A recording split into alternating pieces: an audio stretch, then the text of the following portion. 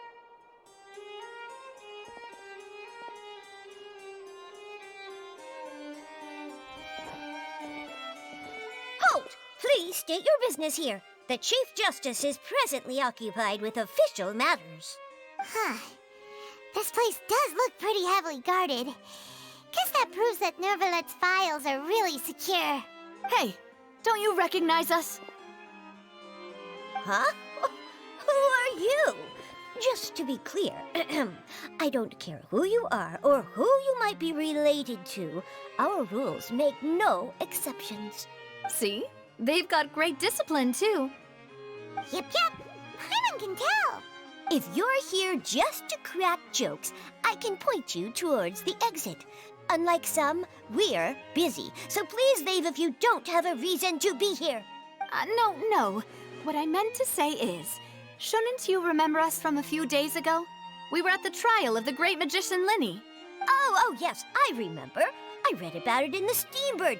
You must be Linny's attorneys. It's all coming back to me now.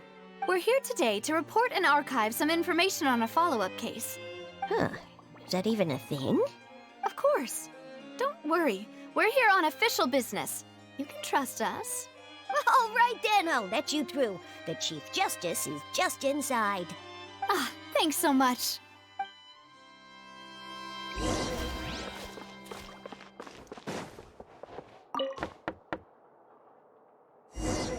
Please come in.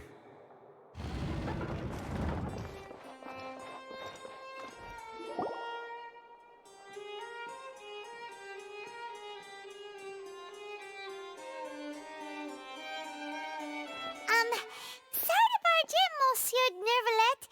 We only lied to get in because we didn't know any other way. It's all right. Please let me know how I may be of assistance to you. So you're not mad at us? We're looking for a man called Vacher.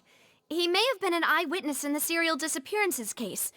If we can find him, we may be able to unearth some key information on the case. Ah, I see. In that case, please wait here a moment while I browse through the files.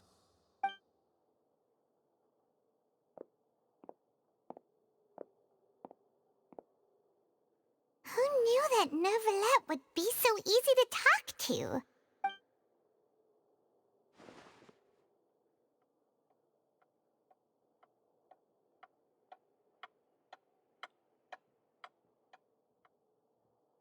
Unfortunately, I'm quite certain that no one by the name of Vacher has been involved in any case, criminal or civil, in the past several years. There are no records of him either in the files or in my memory. Traveler, what if it was really just a dream? Is that so? All right then. Thank you so much, Monsieur Neuvillette. We'll take our leave now. Ahem.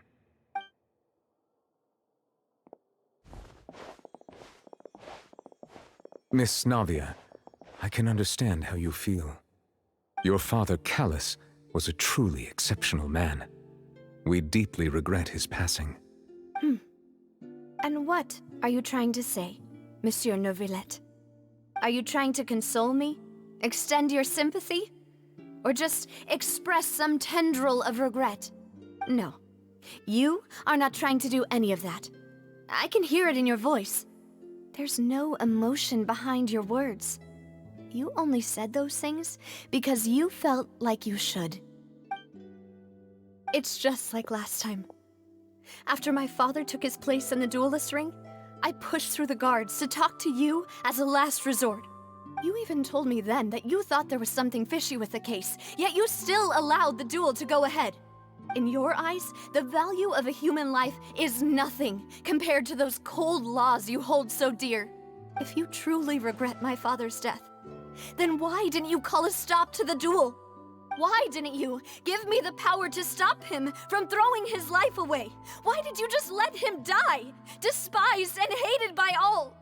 Everything was hanging on a thread at that moment. Just the tiniest effort could have changed everything. There are still so many things I never got to tell him.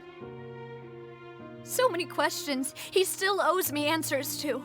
If you really have no heart, then just look me in the eyes. I, Navia, will show you the true meaning of regret. I'm sorry, Miss Navia. You and my father are truly alike. You keep all kinds of things in your heart and never say a word to anyone. It's not so much that you can't feel, but that you would never express anything. Oh well. In any case, everyone already knows full well the apathy of the Chief Justice. My apologies for taking my emotions out on you, Monsieur Chief Justice. Let's go, Traveler and Paimon.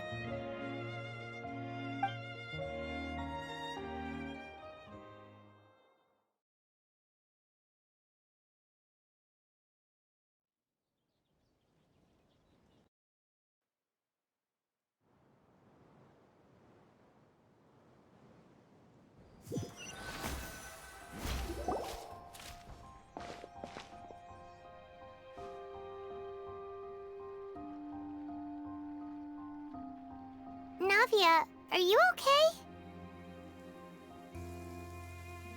I'm fine. Rain. It's raining. You're right.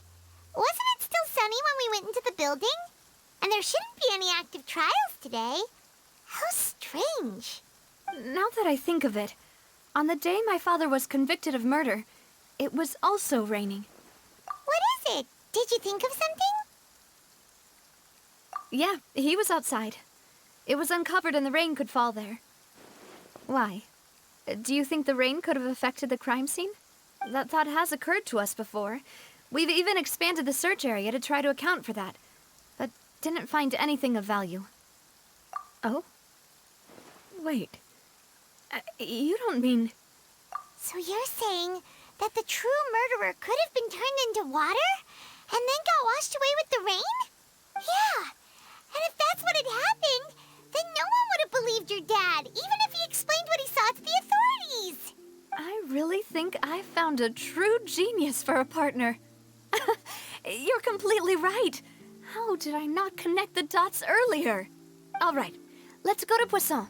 With this new lead in mind, we'll get to the bottom of my father's case for sure. Yeah, we're gonna make progress for sure this time. Do you want to go with me now? Or do you want to head over by yourself later? Great. Let's go then. Whoa, what a huge ship! Why would a ship be anchored at a place like this? There's no need to be so surprised. While it may look like a ship, it's actually Spina di Rosula's headquarters. My father was the one who asked for it to be built like this. Perhaps our taste in exterior design is the only thing we occasionally had in common. A gigantic and glamorous ship embodies discovery, opportunity, ambition, and conquest. It symbolizes Spina di Rosula's bright and limitless future. And Paimon thought you were bluffing when you said Spina di Rosula had a glorious past. Paimon was confused why a group with such a history would live in the sewers. But now that Paimon has seen this ship for herself, she's been convinced. Well, Poisson is where Spina di Rosula began, after all. It's our main base, our home. Melus, we're back! Apologies for the wait, demoiselle, and our most important partners. You said before that you still had some business at the court. What brings you back to Poisson so quickly? About that. It's because my partner here reminded me of something really important. You see, what if my father's case had something to do with water from the primordial sea? You still remember, right, Melus? On that night, it was raining? Yes, the case was quite similar to that of Mr. Linney's. Both were what you'd call impossible murders. Could you tell us a bit more about what happened before? Yeah, of course. Many years ago, something called synth began to gain popularity in Poisson. At a glance, it was a kind of drink that could excite your mood and produce many pleasant hallucinations. Wait! Didn't that guard guy who turned into water also mention that the primordial water could be used to produce some kind of potion? Yes, he did. Considering what we know now, it's almost certain that synth is created using water from the primordial sea. If you drink synth for an extended amount of time, you'll suffer many side effects, such as losing the ability to focus or control your emotions. And if you were to stop drinking it completely, you'll experience flashes of paranoia and anxiety while lacking energy to do anything. It's an extremely dangerous substance. As he oversaw Poisson, my father was compelled to put a stop to synth abuse and called for a complete ban of it. Boss's uncompromising attitude incurred the synth vendor's wrath, but no matter how much they threatened or bribed him, he refused to yield. Not only that, Boss became determined to find the mastermind behind the synth operation and put an end to the problem once and for all. Yes, but the enemy was very cunning. So he could never get anything out of the dealers, all of whom only sold the stuff and weren't privy to the rest of the operation. Recognizing that, my father decided to contact the dealers in secret and cultivate personal relationships with them. Finally, he was able to convince someone to become his informant. The man's name was Jacques. He felt greatly ashamed about his work after seeing many families destroyed by synth abuse. That night, my father hosted a banquet at his countryside estate. He planned to meet up and exchange information with Jacques over some food. But then, we heard 2 gunshots from the courtyard. We raced to the scene and found my father, still holding a gun, and Jacques, who was already dead on the ground. Huh? How did that happen? Aren't they on the same side?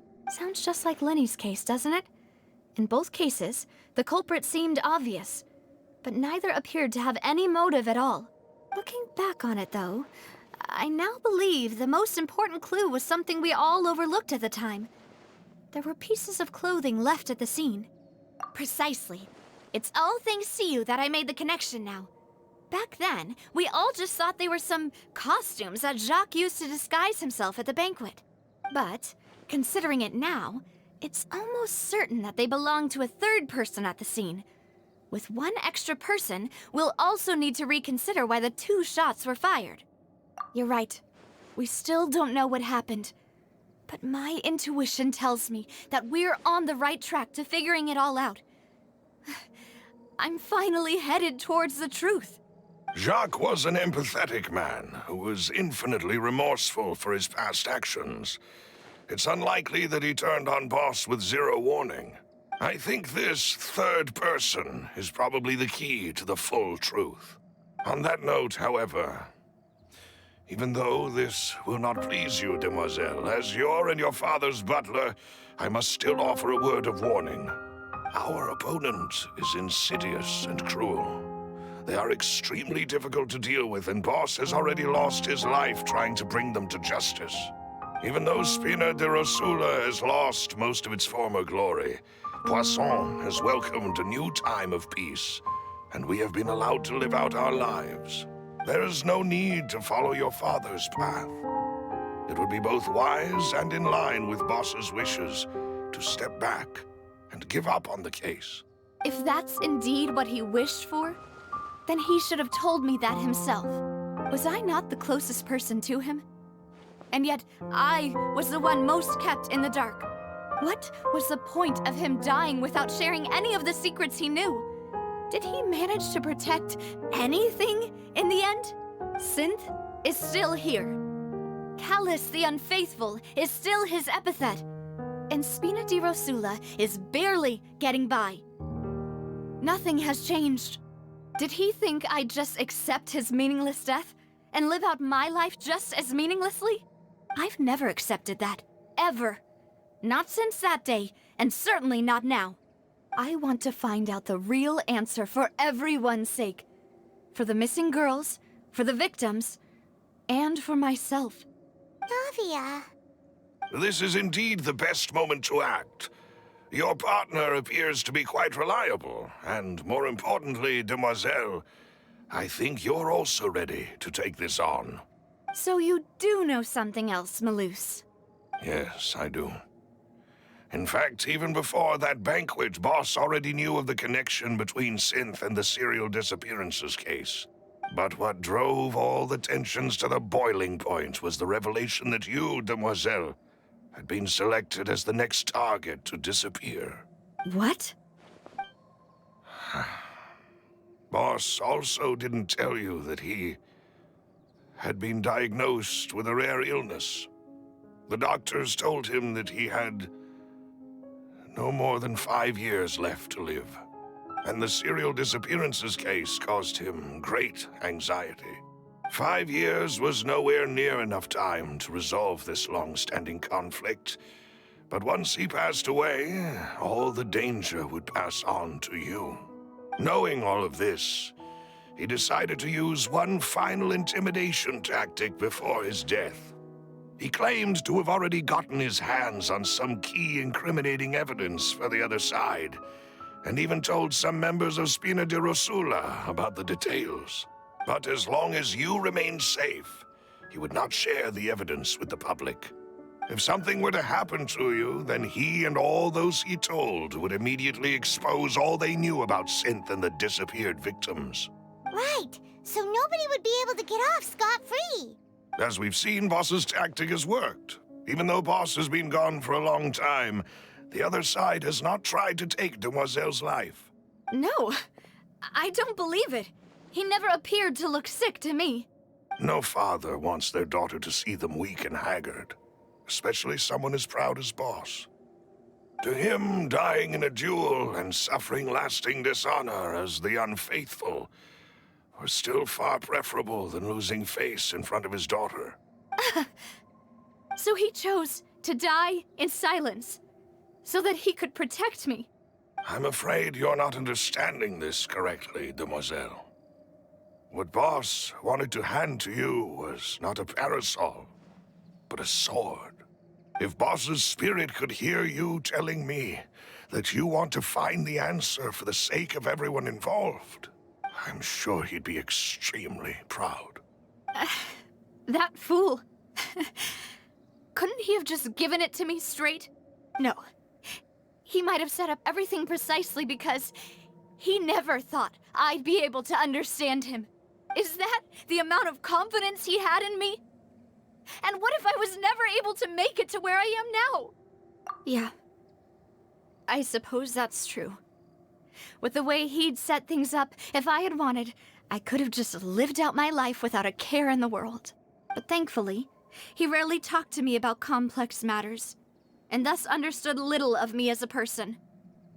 In this case, he really didn't need to give me an easy way out. Malus, what was the key evidence that he shared with you?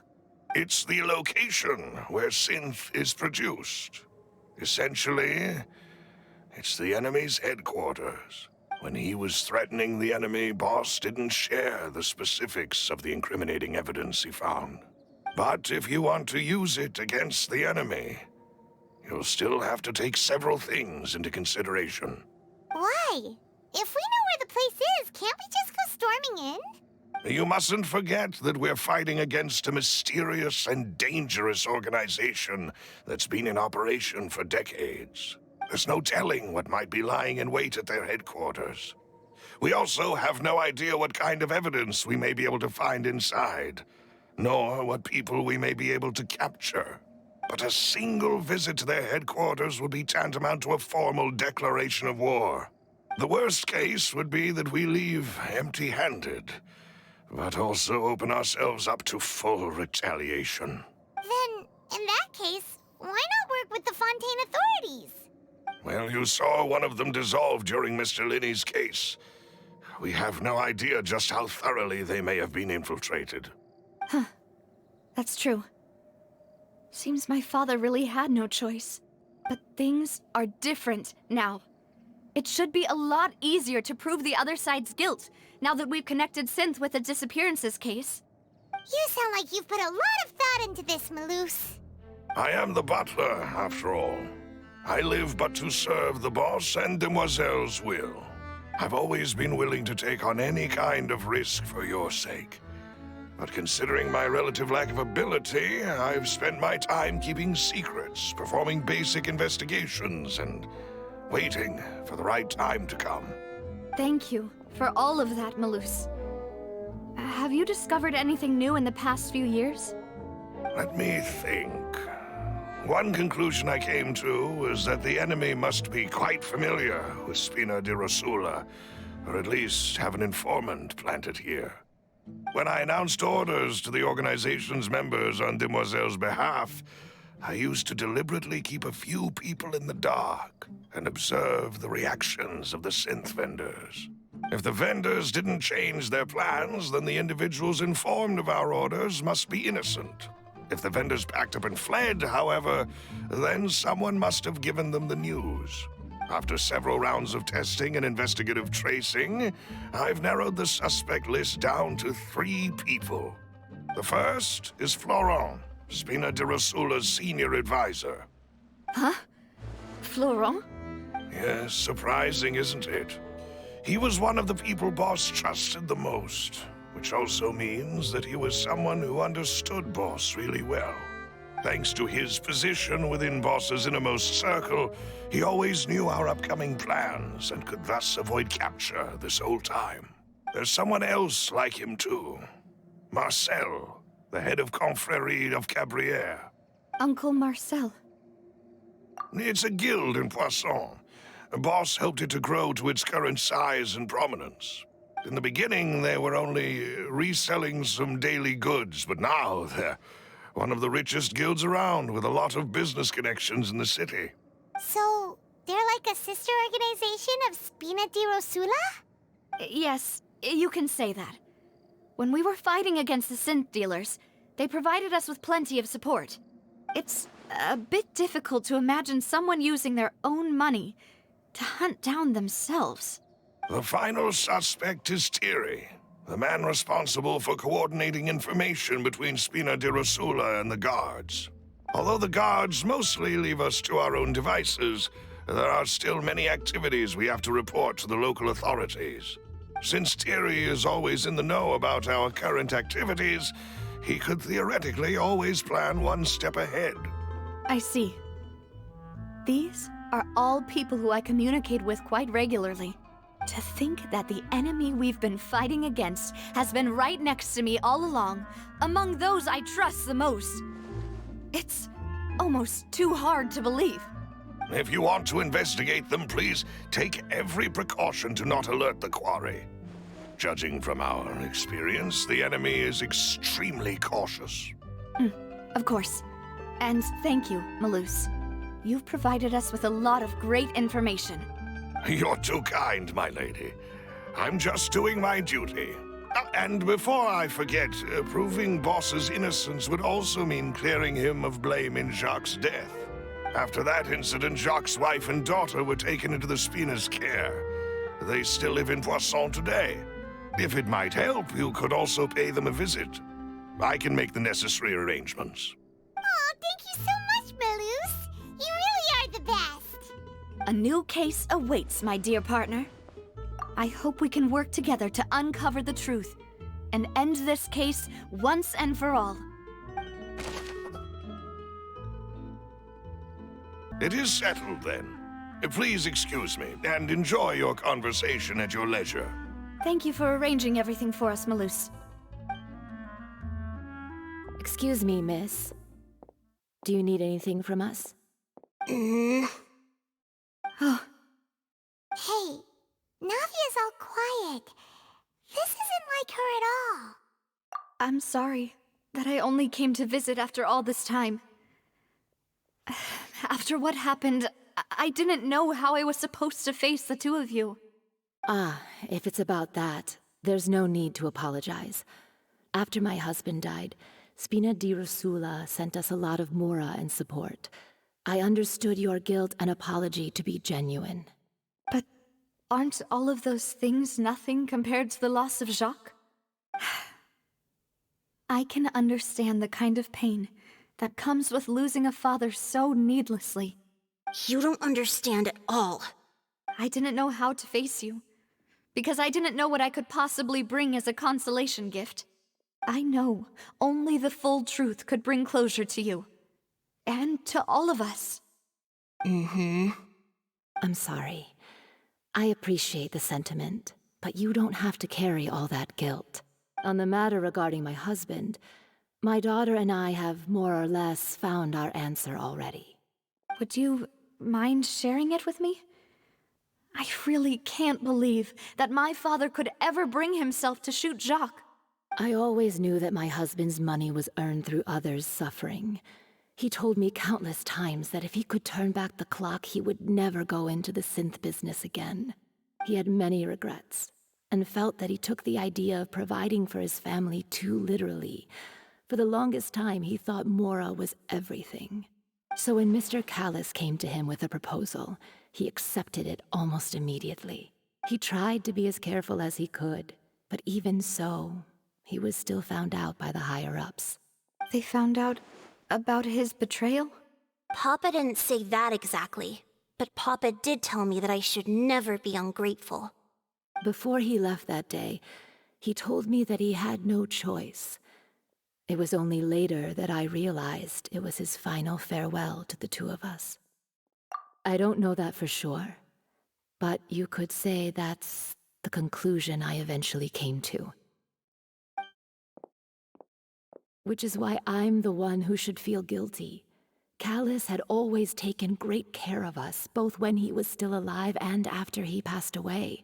Even if he fired the shot that killed my husband, it was likely in self-defense. It is impossible for me to hate him for what he had done. But Mama, why is Papa still the bad guy if he did the right thing? Papa always wanted to be a good man, so why did he have to do a bad thing in the end? Well, things aren't always as they seem. You still feel like your papa was a good man, right? Yeah, Papa was a really good man. The best in the whole world. Then you should hold on to that. If a good man had to do a bad thing, then he must have had his reasons, regardless of whether he left you a parasol or a sword. He must have done so to give you a better life. Oh. Thank you for everything you've told me. I will definitely find the truth. The current state of things is not something I'm willing to just sit back and accept. Thank you. I'm very grateful to hear this from you. Even though your personality is quite different from your father's, your determination when you speak is really similar. You really think so? That's the first time anyone said that to me.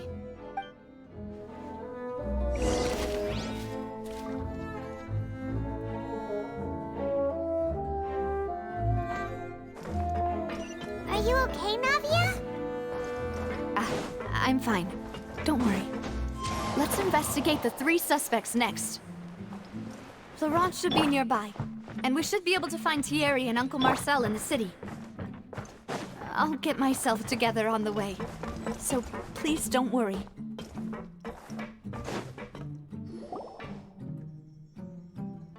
Greetings, boss.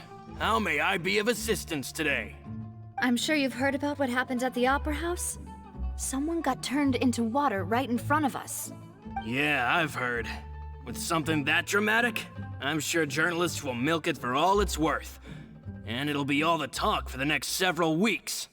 It also reminded me, on the day that the incident happened with my father, it was raining outside, and we found some clothes left at the scene. After my partner here put the dots together for me, I feel like we should try to reopen his case. Can you do me a favor and try to recall what happened that night? Let me think. Mr. Callis was feeling pretty upbeat that day. So he was drinking and bantering away with us at the table. After that, he told us that he wanted to go get some fresh air. So we let him go without thinking much of it. Who knew that we would hear 2 gunshots ring out right after? My first reaction was that Mr. Callis's life was in danger. So I grabbed my holster and made a mad dash toward the scene. But when I got there, it was already too late. Mr. Callis was standing over a dead body with a gun in his hands. All we could do was look back and forth at each other, not knowing what to say. So you also remember 2 gunshots then? Indeed. The guard said that the first shot didn't hit anyone, while the second killed Jacques. But I've never really bought that explanation. Reason being, Mr. Callis had left his gun on the table. I even made sure to confirm that before running to the scene. But according to the guards, that doesn't mean he couldn't have had other guns on his person. About the clothes left at the scene that you mentioned. Do you think there was a third person there who was turned into water? At least from our perspective, my father had no reason to kill, so he would also have no reason to bring an extra gun with him. The gun he was holding probably belonged to Jacques, or a third person on the scene. Yeah, that makes a lot of sense. So you're saying Mr. Callus ended up with the gun because he seized it from one of the other guys? But hold on. If that's what had happened, then why didn't he share the truth with any of us? He didn't even want to face the Oratrice machine, and chose instead to prove his honor in a duel. Did he lose all faith in the courts after seeing someone dissolve right in front of his eyes? About that, Malus told me a thing or two, so I think I can understand why he committed to the duel. I'll tell you everything once the whole truth has been revealed. I understand. Then I'll leave Mr. Callus's honor in your hands, boss. And if I may just say one more thing. The whole Callus the Unfaithful epithet has been a thorn in my side since the day it was invented. Many people have laughed at me for still calling him Mr. Callus, even after so many years have passed. But it was Mr. Callus's trust that allowed me to rise through the ranks of Spina di Rosula and live the life I lead today. No matter what others might say, he'll always be the man I respect the most. And he'll always be my boss. Don't worry. I will definitely find the truth. You and all our other comrades at the Spina deserve to know the truth as well. Intel is just like... Hey, Thierry! It's me! Oh, now, what brings you here, Miss Navia? I've heard that you made quite the name for yourself at the Opera House. Oh, so you've caught news of that already. Oh, okay. Hey, I'm also a member of the Guards, you know. The way you make it sound, people would think I was sent off to Poisson because I had done something wrong. Are you sure there isn't a little bit of truth in that? Under normal circumstances, shouldn't you have been called back to the city already? I mean, where I work is really up to me. Let's just say I enjoy the ambiance of Poisson. Callus did a fantastic job running the town, building Spina di Rosula from the ground up and clearing many obstructions in my way. It would be next to impossible for me to find a similarly easy but high-paying job in the city. Anyway, enough chit-chat. Are these two friends of yours? You, here for some formal business? Yes. These two are my partners. What happened at the Opera House made us realize that Linny's case and my father's may be related. We're trying to reinvestigate the details of my father's old case. Ah, I get it. You think there might be more to the case now that we know people can be dissolved into water, right? I was also flabbergasted when I first heard of it. If you want to go through the original files from your father's case, I can help you look for them. That'd be much appreciated. Thank you. Actually, I have another question. Do you have the authority to dispatch Gardamex? Of course. Without them, I couldn't possibly handle Poisson on my own. Why do you ask? We definitely can't use them to forcefully get more evidence for your father's case. Well, you see, just recently, we were attacked by a horde of unnumbered Gardamex in the city. So, if you hypothetically wanted to do something against me, all you would need to do is get rid of the mecha serial numbers and send them after me. Then you think too highly of my abilities. Dispatching mecha is very different from controlling them. If I had to make an analogy, when you order a dish, the chef will make it for you. You can ask the chef to cook, but not to massage your shoulders or carry your baggage. If you try to make unreasonable demands, the chef would just think you're out of your mind and ignore you completely. The same goes for me and my Gardamex. Removing a serial number is also not as easy as you might think. There are a lot of complex steps to it, and it's almost impossible to keep it a secret. So I can promise you, those mecha were definitely private units. They're certainly not cheap. So, whoever their owner is must be super rich, powerful, or both. Now that you mention it, though, being in the synth business would definitely be profitable enough to afford this. Oh, then you're officially in the clear, Thierry. Oh, well, thank you for the vote of confidence, Navia. Jokes aside, I'd like to wish you all the best with your investigation. I'll be staying in the city for a little while, so just come find me if you need any support from the guards.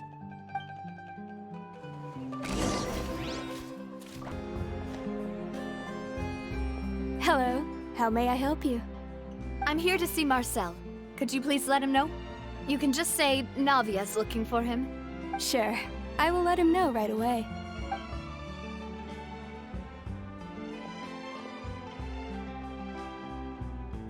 Navia, hello. Sorry to keep you waiting. I'm not as young as I used to be, so my legs are giving out a bit. Oh, it's all right, Uncle Marcel. There's no need to stress. I just wanted to talk to you briefly about what happened in the Opera House. I'm sure you saw everything too, right? Yes, I've never seen anything so strange. Oh, you were at the Opera House too? That's right. I went there with Navia to see the magic show. Who knew it would turn into a whole murder mystery? I also witnessed your marvelous sleuthing work. Quite impressive. To beat the Hydro Archon at her own game on her own turf, I can already imagine everyone in Fontaine discussing your exploits over a few glasses of wine. Oh, Paimon doesn't want to become the talk of drunkards. Apologies. It's just how Fontaine is as a nation. Everyone loves drama and theatrics. Uncle Marcel, you've also noticed that other thing, right? The fact that humans can dissolve in water? Yes, I was reminded of your father's case right away. Is that what you're investigating now? Exactly. I still don't have much solid proof, but I can sense that the other side has already begun to act. Oh, and what makes you say that?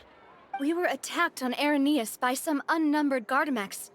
And there was also an attempt to get me to drink water from the primordial sea. If not for the vigilance of my partner, I probably wouldn't even be here talking to you right now.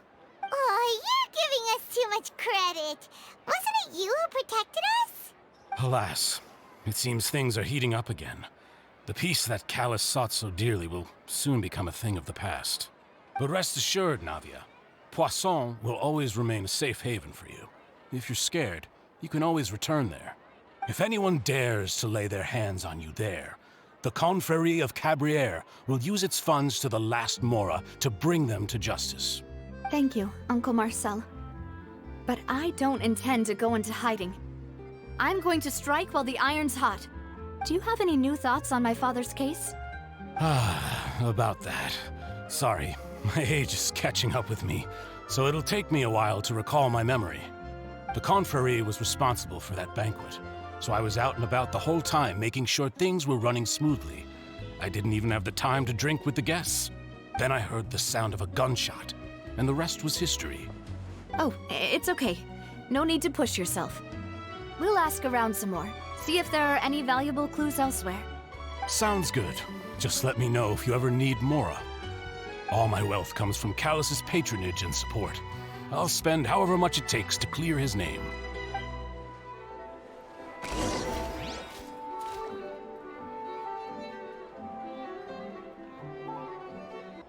We've talked to all three suspects, purely based on their conversations with me. None of them sounded particularly suspicious.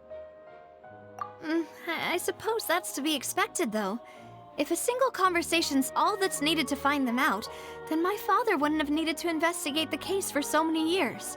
Anyway, even though we didn't make a breakthrough, let's still compile what we were able to find. But where should we start? Ah, you're right! Flora mentioned that Callus probably only ended up with the gun because of circumstance. That makes sense. According to Jacques' family members, he already told them that he had been discovered, and that he had no choice before he left home that day. If I had to guess, he probably received an order from the synth boss to kill my father. Had he refused, he and his family's lives would have been forfeit. So, Jacques fired the first shot? Oh? And why is that? Ooh, that's a good point. Jacques probably already knew that he was just being used as a tool for murder. And once he had completed his mission, he'd be of no more use to his boss. Huh. So, what would make more sense from his perspective would be to turn his back on the Order and seek protection from my father. Makes sense. But without evidence, that's still just a theory. Besides Jacques, the attack from the Gardamex has been bothering me quite a bit as well. It's obvious that our enemy has become more antsy after the secret of the primordial seawater was revealed. Do you think he knew, even then, that we'd follow this lead to the end? Given everything that's happened since, it's quite possible. But who among the 3 suspects would have the ability to control privately owned Gardamex? Uncle Marcel? My father did really trust him. And they worked together on a large number of projects. Maybe that's how he got to know Jacques. And with funds from the Confrérie, he could also afford a large number of Gardamex. It's still really hard for me to imagine, though. After all, Uncle Marcel has been around since I was just a child. Also, wouldn't this mean he has been spending a whole lot of mora and energy to fight his own synth business? Thierry, you say? Huh. It is possible that he's figured out a way to convert the Gardamex for personal use. But I didn't feel like he was lying when he was talking to us about the mecha. I also don't think he'd be able to keep that kind of tampering under wraps. Yeah, had he actually tampered with the mecha, we'd be able to prove it with a simple check of the guard's inventory. If the mecha were taken from the guards, it should be pretty easy to find out when and how that happened. Florent? It is true that he was closest to my father, and thus had the best chance of learning about his dealings with Jacques. But as Spina di Rosula's advisor, his work mostly deals with personnel and security, so he shouldn't have much means when it comes to finances. So you're saying he's too broke to afford a mecha army? Exactly. He can't. And even if he could, I don't think he would be able to dispatch a whole group so quickly. Who could it be?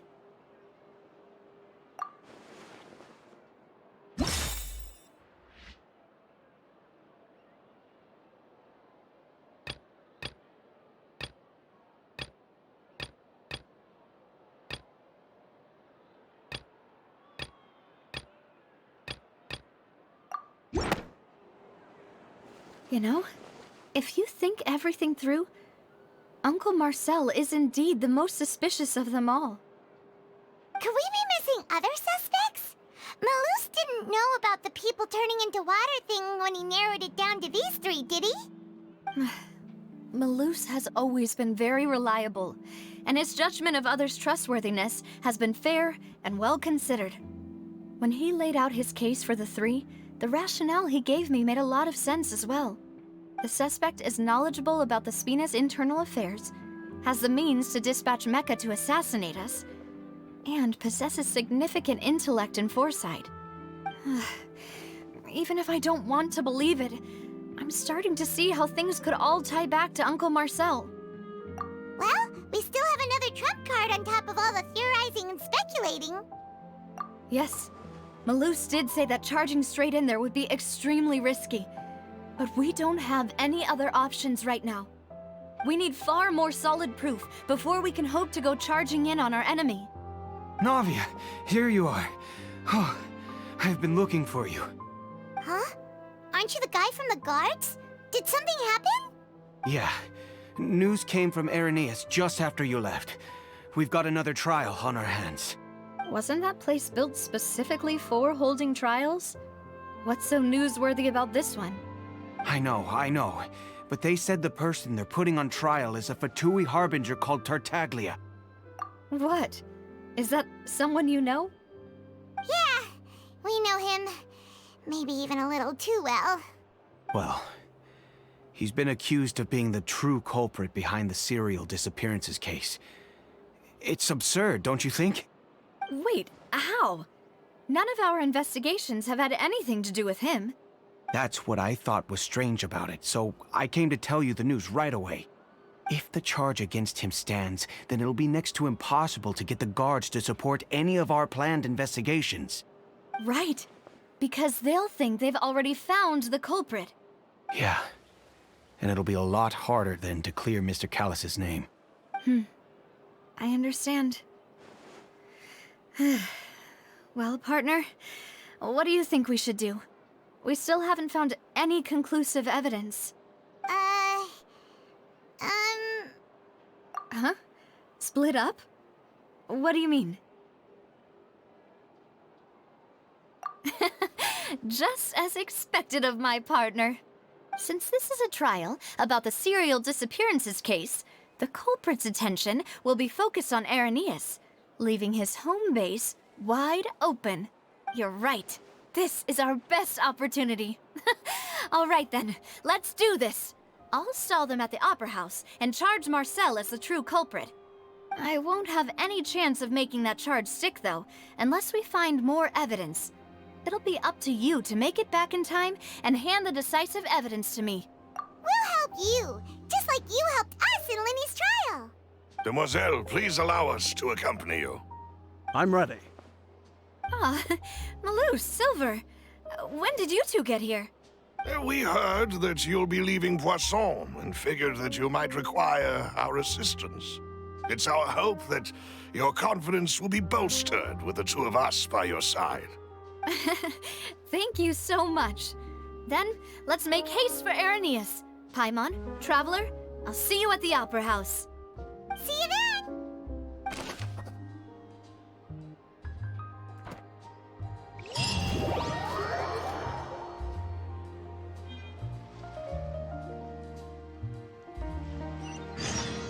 Now that Navia has set out for Irenaeus, we should also get going. The location has already been marked on the map, so let's head over.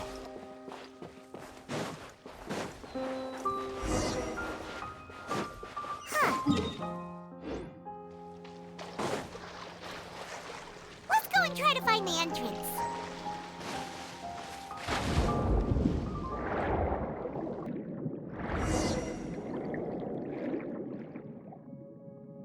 Finally found it!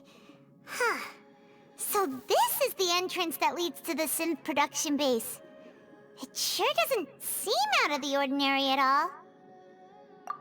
You're right. An important place like this is bound to have a ton of protective measures and mechanisms. Navia's probably arguing up a storm right now to stall for us.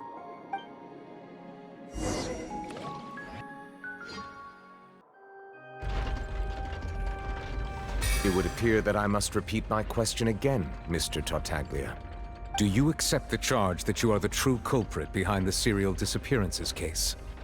To be perfectly honest, I don't understand your country's complicated court system, or the reason why I'm being charged with something I've never even heard of. However, I did hear that people who have been charged can choose to participate in a duel to clear their name. Is that right? In which case, as long as I accept the charge, I can have an all-out fight with that champion duelist Clorend, right? I've got to admit, that's one of the most enticing offers I've ever received. When I privately sparred with her last time, she was obviously holding back. Real disappointing. Hey! Don't you understand? You're currently the prime suspect for a major case. This isn't the place for you to be looking for fights. Oh? Sounds like the Hydro Archon wants to lecture me on the ways of the Opera House. Then why don't you duel me too? I'm the kind of student that learns best in the heat of battle. No. That's not what I meant. Alas, it would appear that communication with the defendant is going poorly, and we have made very little progress. In that case, let me explain everything from the very beginning again. The goal of this trial is to determine the culprit behind the serial disappearances case. That case had nothing to do with him! You've got the wrong man! Huh? What's going on? Why is she interjecting again? I told you it couldn't be one of the Fatui Harbingers. Miss Navia, this is the second time you've interrupted the court proceedings. I only tolerated your behavior last time because you were able to provide the court with a key eyewitness. But that was an exception rather than standard court protocol. I can very well charge you with contempt of court for your interjections. Oh, please. Did you ever think I had any respect for this place's pointless theatrics? We can put that discussion aside for now. I'm not here to argue with you. I'm here to charge the true culprit behind the serial disappearances case. And if my charges prove true, then Tartaglia here will be proven innocent by default, correct? Oh, a young lady has charged in and offered to clear my name. How fascinating. Well, I'd gotten half bored to death by all these rules and procedures anyway, so I'll take you up on that offer. So, Your Honor, is there nothing else for me to do now? You may take a seat for now in the audience, but that doesn't mean the suspicions against you have been lifted. Now then, Miss Navia, who is the person you would like to charge instead? That person is... Marcel, the head of Confrérie of Cabrières! Huh? What confrérie? Never heard of them in my life. I've heard of them, but weren't they Spina di Rosula's sister organization? Oh, is this going to be a friends to enemies type situation? Please let me remind you, Miss Navia, that charging someone is an incredibly serious matter. Committing to the charge also means taking on the legal responsibilities associated with it. And if the charge fails, depending on the circumstances, you may also be charged with the crime of making a false accusation. Knowing this, do you still wish to charge this man? Yes, I do. In that case, I declare the charge to be valid. Miss Navia and attorneys, please take your places on the court. Members of the guards, please contact Mr. Marcel right away so that he may stand trial.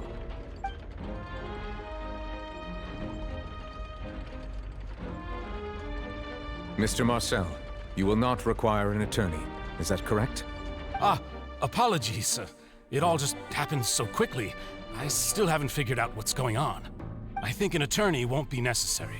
This is probably just a misunderstanding between me and Navia. Very well. In that case, since both sides have now arrived, Miss Navia, please present your charges. I would like to take everyone back to 3 years ago, to the case of Callus the Unfaithful. Only through elucidating what really happened in that case can we connect all the dots for the serial disappearances case. Navia, do you really think that I was the one who killed your father? Come on, why would I do that? Callus was my benefactor, and remember both you and I only ran to the scene when we heard the sound of a gun. If that's enough to make me a suspect, wouldn't that make everyone at that banquet a suspect as well? I think there's no point in getting into the specifics right now. The audience doesn't even have the big picture yet. Even I'm struggling to remember some details of that case. Exactly correct, Your Honor. I must refresh everyone's memory about that case before I can explain my charge and reasoning. I see. In which case, I will recount the findings about that case as originally recorded by Maison Gardiennage.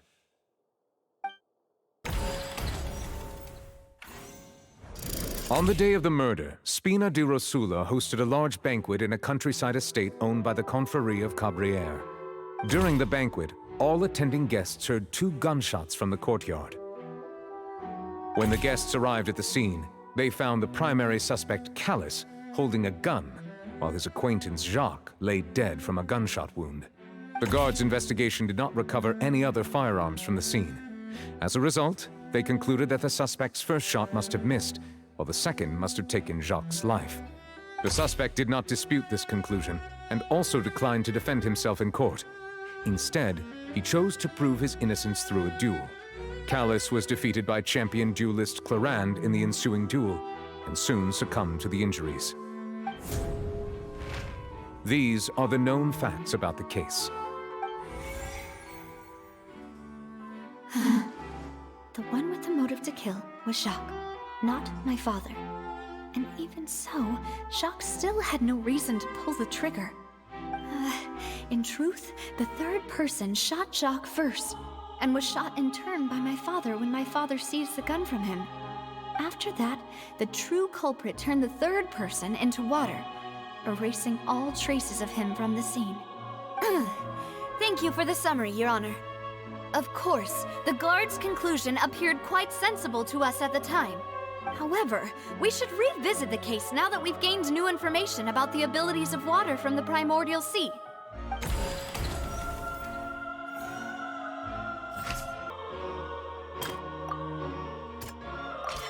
The testimony of the victim's family confirms that Jacques had thoughts of assassinating Callus when he set out for the banquet. However, in the end, he reconsidered, and instead shared everything with Callus, hoping to seek the latter's protection. Unfortunately for Jacques, the true culprit had already considered this possibility, and had sent out another assassin.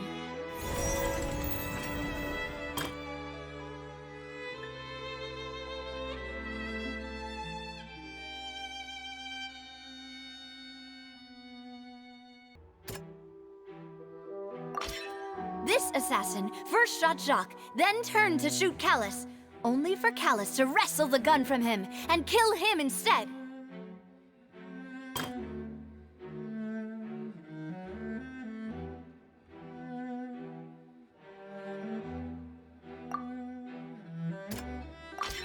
A pile of clothing was found at the scene. The guards once believed they were used by Jacques as a costume to disguise himself. But now, it is clear that the clothes were proof that there was a third person at the scene, and that they were turned into water after committing the murder. Since it was raining that day, the culprit was confident that they could use the rain to wash away all traces of their dissolved accomplice. Realizing this, the true culprit caused the hired assassin to dissolve into water, leading everyone to believe Callus was responsible for Jacques' murder. This is the true version of events.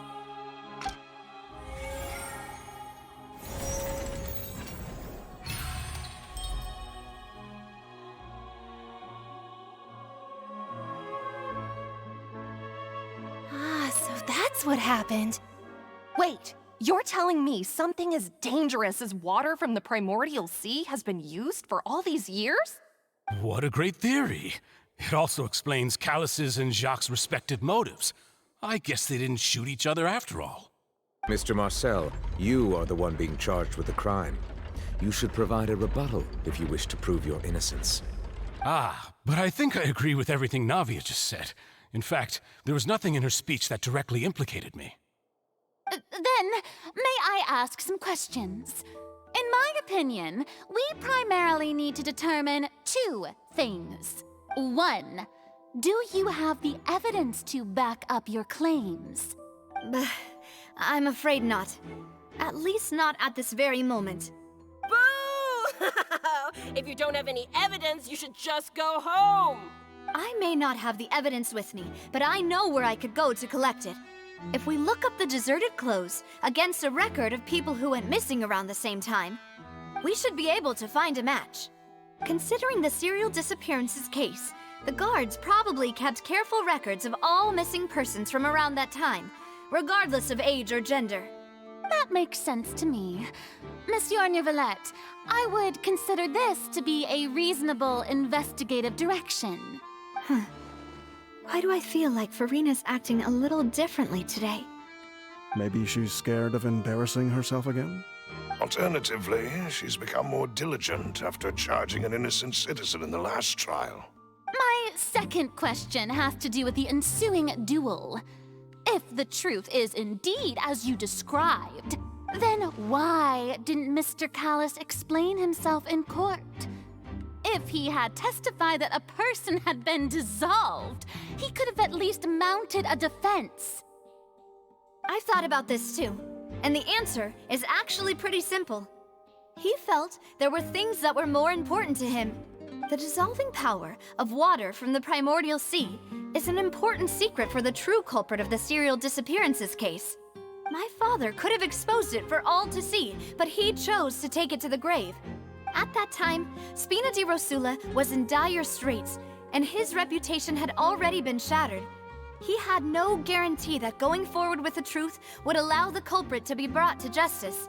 What was certain, however, was that it would paint a gigantic target on my back. Boss once told me that Demoiselle had already been selected as the next target of the serial disappearances case. What? If the secret had gotten out, the culprit would have fought an all-out war with Espina right there and then. I wouldn't have been the only one in danger. All of us would have stood to lose our lives. Of course, the guards might eventually figure out the truth of the matter and determine that we were in the right. But what good would that do? How can a hollow verdict protect anyone? Had this opera house ever given my father any kind of confidence in its brand of justice, Spina di Rosula would have had no reason to exist. But by staying silent, we retained the ability to deter our opponents and continue the stalemate. I was able to become Spina di Rosula's president, which made me harder to target, as well as giving me more time to grow and learn. And once I have figured out the truth and stepped up to the challenge, I will do what this opera house cannot, and restore my father's truth and honor back to him. So, you mean to say, your father intended to die in the duelist's ring? That's right. Do you have any proof? Of course. All you need is to ask his opponent, Clarand. I don't need your apology, your guilt, or your support from the shadows. You don't have to do anything for my sake. But since he entrusted his will to you, Clarand, you should tell us the truth about his sacrifice. So, during the duel, did you believe that Callus was intending to die? Yes, I did. As a champion duelist, I've fought many battles and taken a countless number of dishonored lives. In my line of work, I've seen all kinds of people give their all for the faintest hope to continue living. Some were determined, others passionate, and some even manic and twisted. Just one look and I can tell if a duelist is hoping to live or if they're looking to die. I hereby swear on my name and honor as a champion duelist that Mr. Callus never intended to leave the ring alive. Since that's your testimony, I have no more questions. It appears there really are good grounds to reopen this case. I concur. However, Miss Navia, you still have not explained the link between your father's case and the serial disappearances case. Right? What she said was fascinating, but kind of beside the point. Wait, weren't they just talking about the serial disappearances case? Of course, Your Honor. The two cases are connected via a matter of timing. In my father's case, the culprit intended to kill both Jacques and Callus. As a result, they planned to act after hearing 2 gunshots. And at the end of Linny's trial, the culprit also only dissolved the victim in front of everyone because they realized they were at risk of being identified. The culprit could only time their actions so precisely if they were already at the scene. Coincidentally, Marcel attended both the banquet and the trial. So that's why you suspected me. Even after hearing your reasoning, I still can't help but find it a little preposterous. I'm used to it, though. You've always been an impulsive and sentimental child, Navia. It's one of your most endearing traits. No need to appeal to pathos. I won't try to refute your points one by one, but even if everything you just said was true, can you prove that I was the only person present at both events? On top of that, does a person have to be physically present to control the timing? Can't someone remotely monitor the place? Not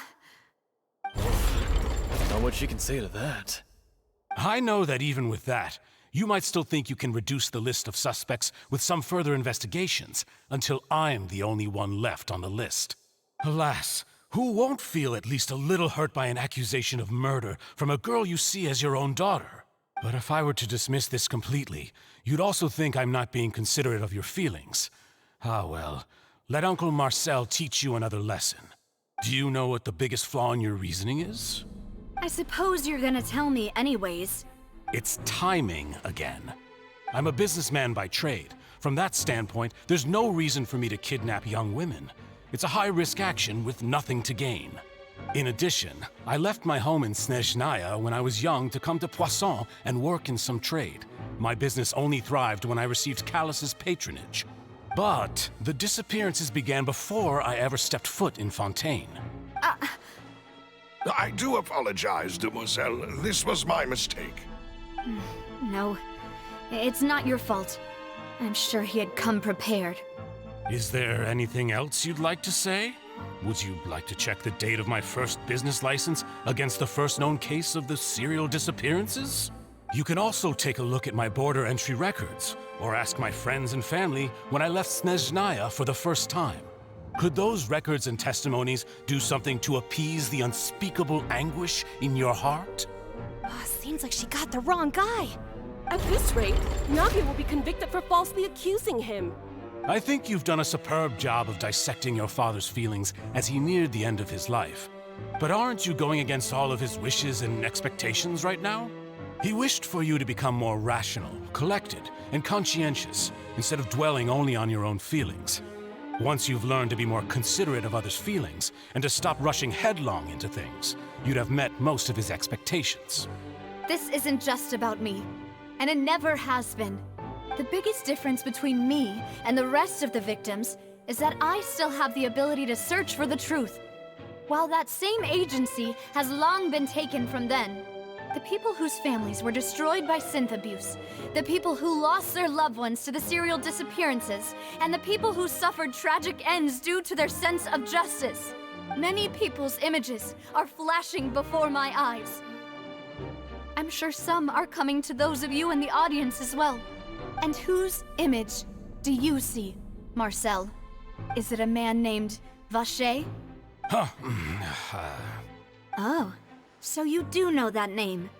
I'm merely surprised you'd suddenly say the name of someone I've never even heard of. I was waiting for you to say that.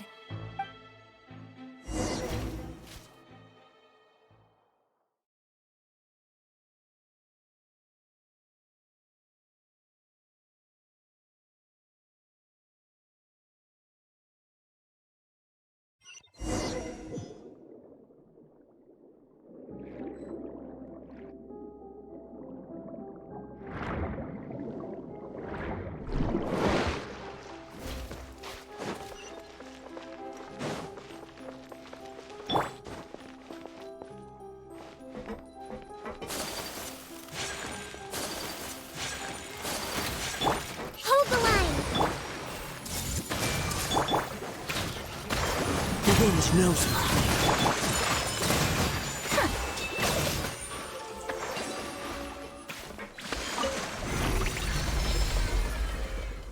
Whoa! The floor is going up! Is it because of this mechanism in the middle? That guy really prepared a lot of stuff for this place.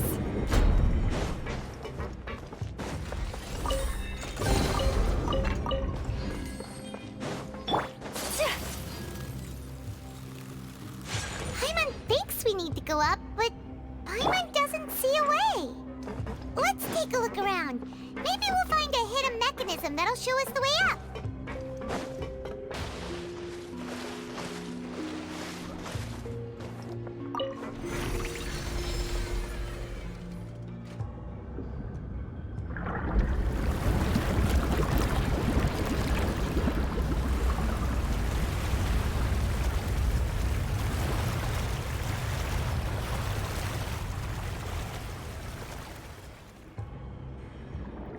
The water level is rising!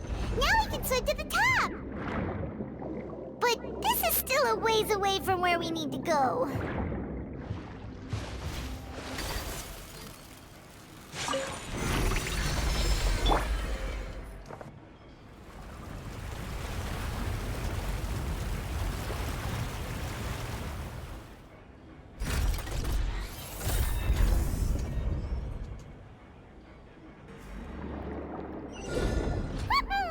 Now the path is clear! Let's go!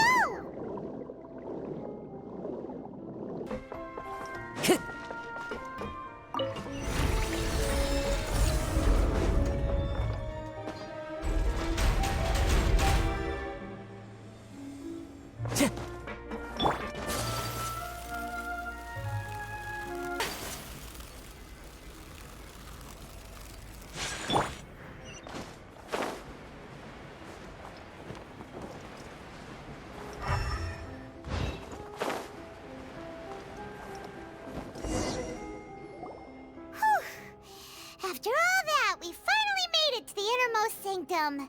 Though, as expected, the mastermind isn't here. That's right. Then let's hurry up and find some evidence so we can get back to the Opera House and help Navia.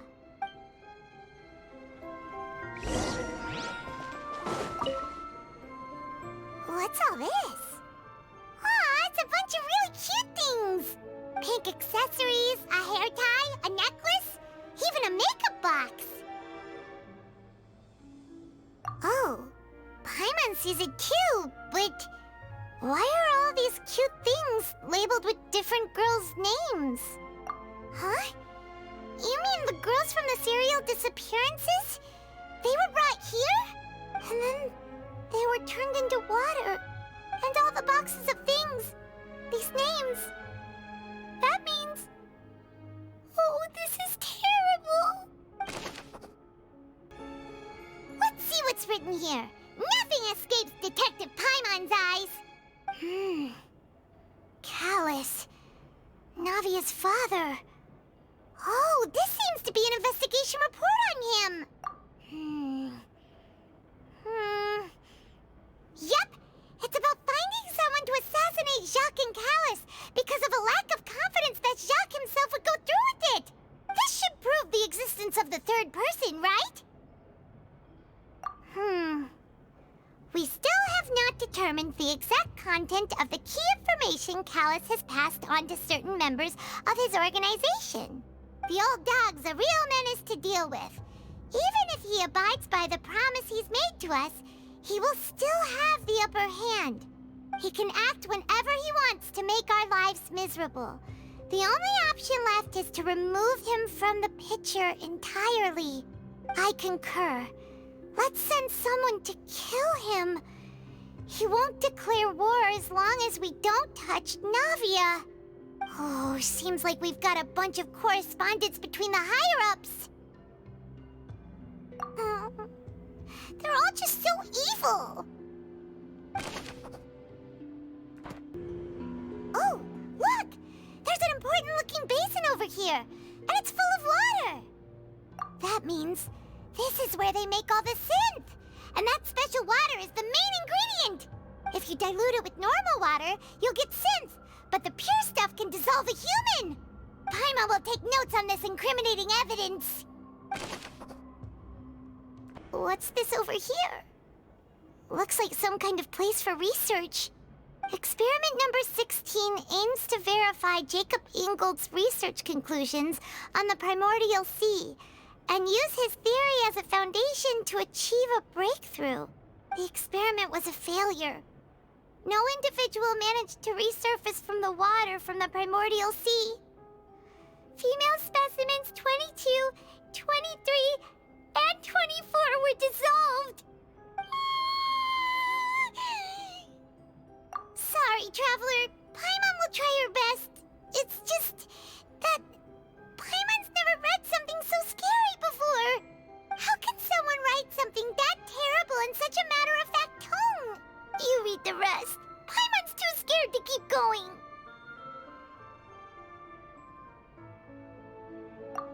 So that's why he did all of these experiments. Wait, did he really think he'd be able to find a way just by dissolving people over and over? That's just insane! Huh? Isn't that the name you heard by the fountain? Paimon thought he was an eyewitness in the serial disappearances case.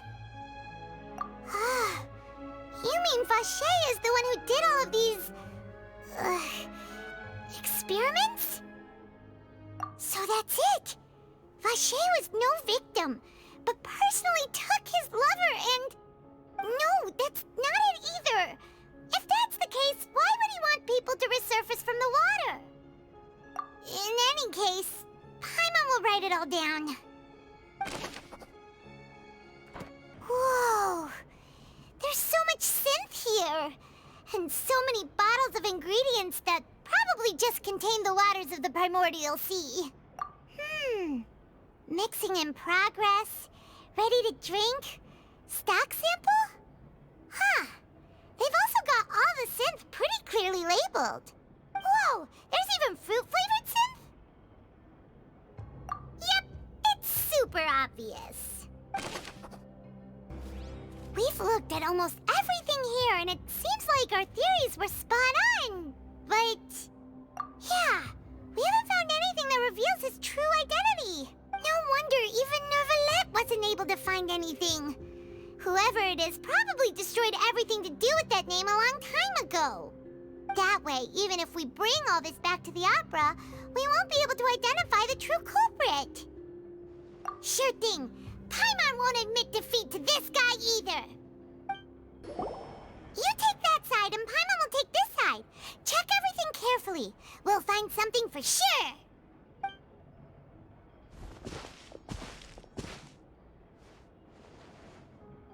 Ugh. Nothing at all. And Paimon can't even find snacks either. Whoa, really? Let Paimon see. Vignier. Isn't that Vache's lover's name? Then you found her diary. Let's see. Aw. It's just a normal diary chronicling their love story. She was so sweet, too. Oh, Paimon feels even worse for her now.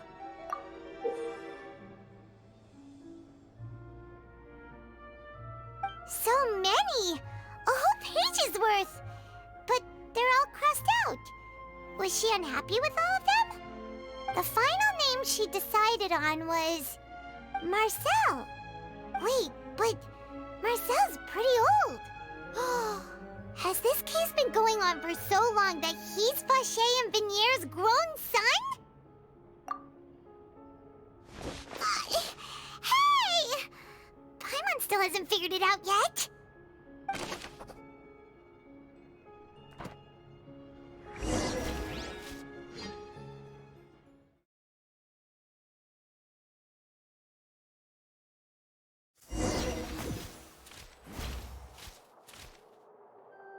And whose image do you see, Marcel?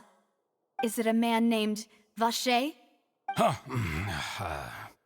Oh, so you do know that name.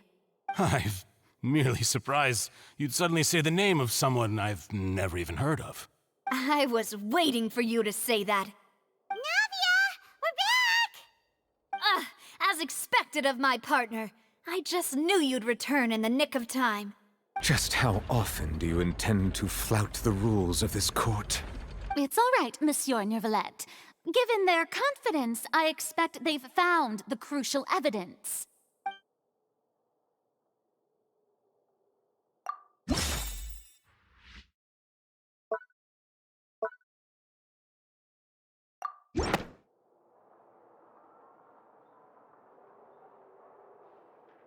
But the truth of it, Marcel, is that you've always been Vache. Huh? We've investigated your lair and we already know everything! After your lover, Vignier, was dissolved, you kept abducting young women to experiment on the hopes of bringing her back to you! You even created Marcel as a new identity and destroyed all records of your past as Vache! So that's it. Even the villains in opera performances rarely go that far. And with that, Marcel's motive has now been established. This information regarding your past also dismantles your prior timing defense. Well, Marcel, do you know where you went wrong? You fixated your gaze on the lover that passed away, instead of paying attention to the living people around you. So, you never noticed how we changed, or how we grew as individuals. You also never understood Boss's real expectations for his daughter. Or our determination to see things through. Your determination. Mr. Marcel, please speak up now if you would like to defend yourself. Otherwise, the trial will move on to the next stage. Do you really think I wanted to do any of this? Pay attention to you? What for? Have you ever paid attention to me? Ever empathized with my pain? Ever known how it feels to watch the love of your life dissolve right in front of your eyes? No one helped me. No one even believed me. All those decades ago, Even the officers from the Maison Gardiennage were laughing at me. They said there's no way a human being can turn into water. So I must have gone mad from grief. Vignier's death was brushed away by all of you as if it didn't matter at all. Well, now you know, don't you? Ha! Well, it's too late now. All those who were dissolved are gone forever. You only have yourselves to blame. You set up this ornate opera house in pursuit of your so-called justice, your beloved drama, while turning a blind eye to the suffering of the people. Vignier is dead. We promised each other that we would always be together. Wherever she goes, I will follow. But I'm not from this blasted place, so I can't be dissolved, no matter what I do. Hey, is that water from the primordial sea that he's drinking? I can't dissolve! Can't dissolve! Can't dissolve! Do you all see? I can't go, I can't follow. So if I can't go where she is, what choice do I have but to try to bring her back? I did all of that, and in the end, that accursed Callus still got the better of me. I spent my entire life living on pins and needles, only to get stabbed by his idiot daughter at the very end. The suspect is exhibiting signs of mental distress. Guards, please restrain him. Don't touch me! Don't anybody come near me! I still need to save Vignier. A promise. We made a promise. Vignier. Vignier! Please, Vignier. Don't think badly of me. All I want to do is fulfill our promise. At this point, the verdict of this trial is clear. With Mr. Marcel's conviction, the charges against Mr. Tartaglia no longer have any basis. Fine by me. I was in a bad mood, but after a show like that, I'm actually feeling pretty good. Traveler, please submit all the evidence you have collected to the guards, so that I might review and summarize the truth behind the serial disappearances case. The man now known as Marcel was originally named Vacher and worked as an adventurer with his partner and lover Vignier. During an underwater expedition, Vignier accidentally came into contact with water from the primordial sea and was dissolved in front of Vacher as a result. Vacher learned of the primordial water's existence through the work of others and began to kidnap young women for research, with the goal of discovering a method to restore Vignier back to life. To cover his tracks, he invented the new alias of Marcel and began to operate a business in Poisson. During the course of his research, Vacher discovered that a diluted concoction of water from the primordial sea can induce feelings of euphoria, and began to manufacture and market synth. However, as he accumulated wealth to fund his continued research and expanded the scope, he came into conflict with Spina di Rosula. After exchanging blows with Spina di Rosula for many years, Vacher decided to assassinate their president Callus at a banquet. Although the assassination did not go as Vacher expected, he was able to turn Callus into the murder suspect by dissolving the assassin he sent to the scene. And just recently, Vacher attempted to frame Linny as the culprit of the serial disappearances case, using a similar method. However, his attempt to frame Linny failed, and the power of water from the primordial sea became public knowledge. This case also exposed enough of Vacher's machinations that he was eventually successfully charged in court. Thus concludes the enigmatic history of the serial disappearances case, with the truth revealed to all. The Oratrice will now deliver the final verdict regarding the charges against Mr. Vacher.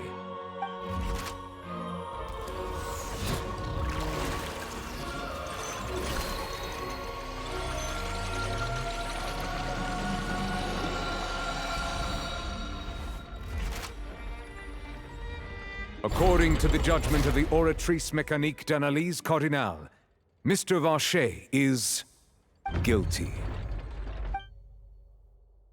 Guards! Take Vacher away. Good. It's what he deserves. With that, the serial disappearances case is over now. We really just witnessed history.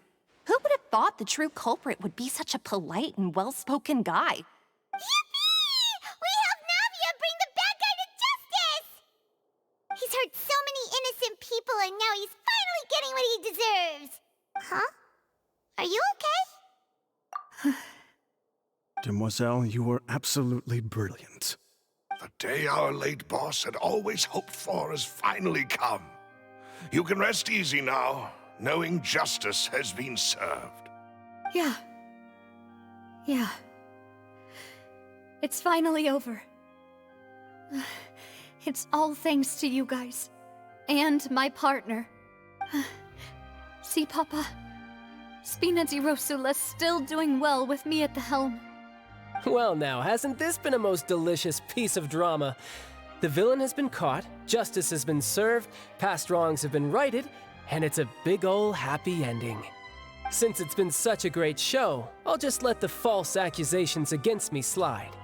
Either way, I've still got some business to attend to, so if you'll excuse me...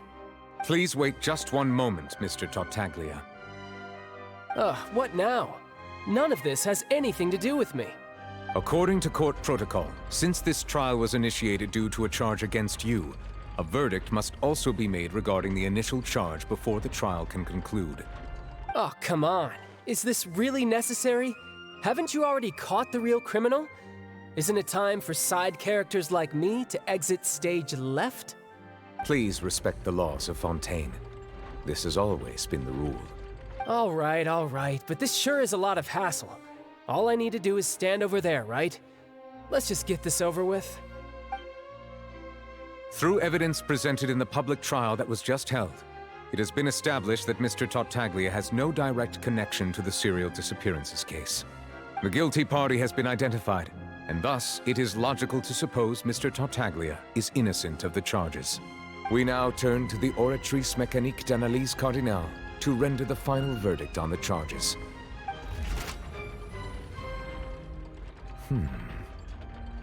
According to the judgment of the Oratrice Mécanique d'Analyse Cardinale, Mr. Tartaglia is guilty. What? Hey! That's not funny! Didn't you just say I'm supposed to be innocent? What's with this verdict? Is your justice machine malfunctioning? Huh? This has never happened before. The Oratrice actually returned a different verdict from the Chief Justice. I mean, have you ever heard of an innocent Fatui Harbinger?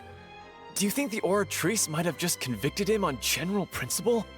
But weren't the charges about the serial disappearances case? No matter what else he's guilty of, it shouldn't affect the verdict in this case, right? The judgment of the Oratrice Mécanique d'Analyse Cardinale is, by law, the final verdict of the court. We must accept the guilty verdict. Guards, please take the suspect into custody per court protocol.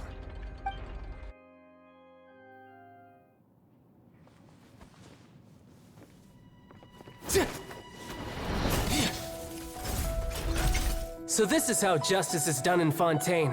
What a joke. You've got your rules. Well, I've got mine too!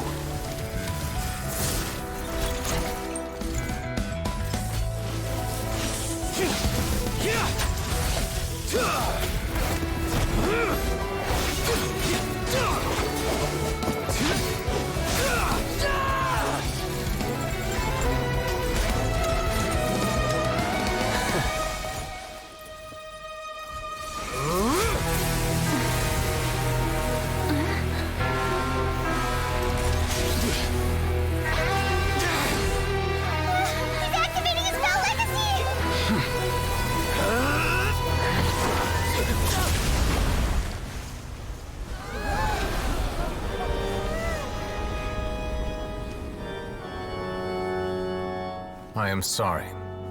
If you have been wronged, we will find the truth. But the rules of the court must be upheld.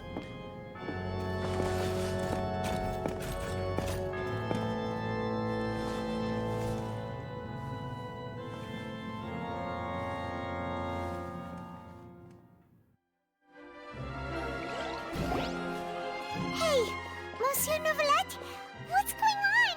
Shouldn't they have been cleared already? Apologies. This is also the first time I've encountered such a situation. However, according to the rules established at the conception of Fontaine's court system, the Oratrice's judgment is the final verdict of the court. All I do is follow court procedure.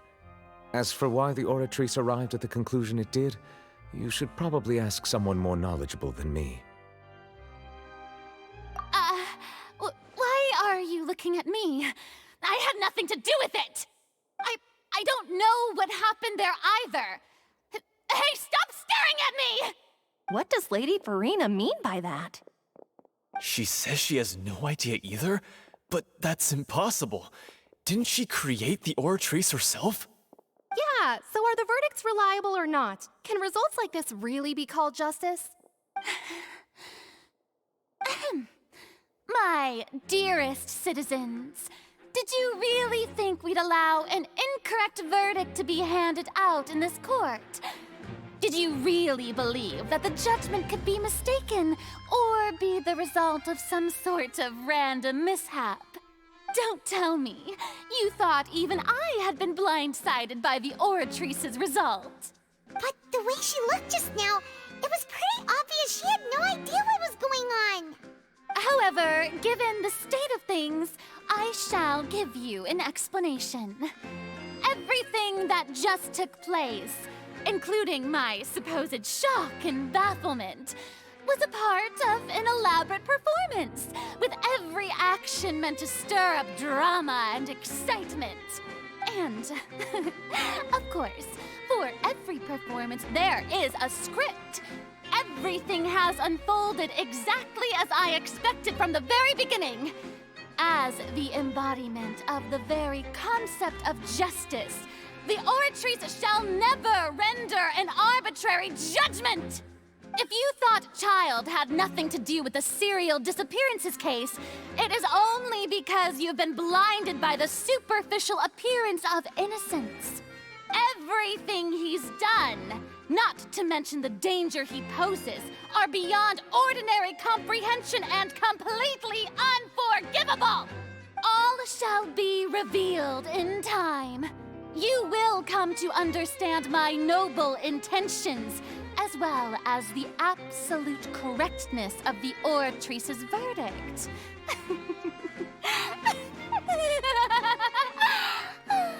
Now, having said that, although I hate to leave things hanging in suspense, it is now time for this performance to end.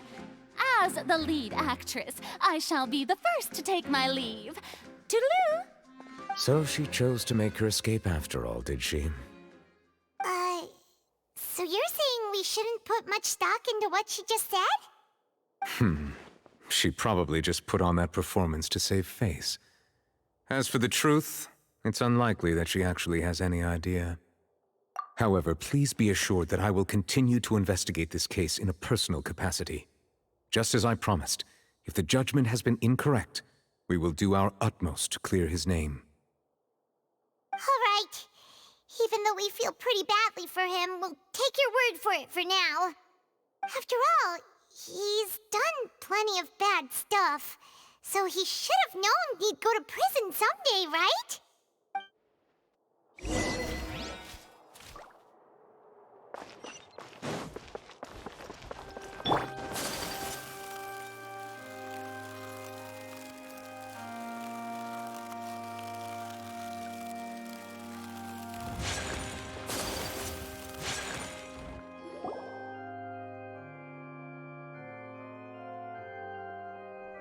Hey, what are you doing? Quick, stop him! Traveler! Hey! Traveler! Marcel! What are you doing over here? Stop resisting arrest! Cease, or we'll add another charge to the list. No, wait! I just want to ask the Traveler something. I'm not looking to run away. Please, just let me ask this one small thing. Go on. Thank you. I was being led away when I finally realized something. Where did you first hear the name Vacher? I erased all records of that name. So, unless... Are you still trying to prove your innocence? Give it up. You've already been convicted. Really? You did? You're sure? You met her? But how could that be? How did you manage to do it? The Fountain of Lucine? Then she's been so close to me all along. And I just never... Please give me a chance to talk to her again.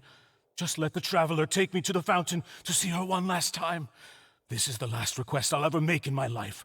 You can do whatever you want to me afterwards. I don't care. What? Give an inch and you want to take a mile? Do you think serial killers get to make requests like that? Paimon agrees. Why should we give him what he wants when he's only done a ton of super terrible things? This request, is it worth as much to you as your life? Of course! Wait, no. It's worth even more than my life. Humans. Will they betray the instinct to live just to satisfy spiritual needs? Very well. I will grant your request. Your Honor, I fear that... I will go with him. You do not need to worry about any escape. In that case, I shall leave him in your most capable hands, Chief Justice. Thank you, Your Honor.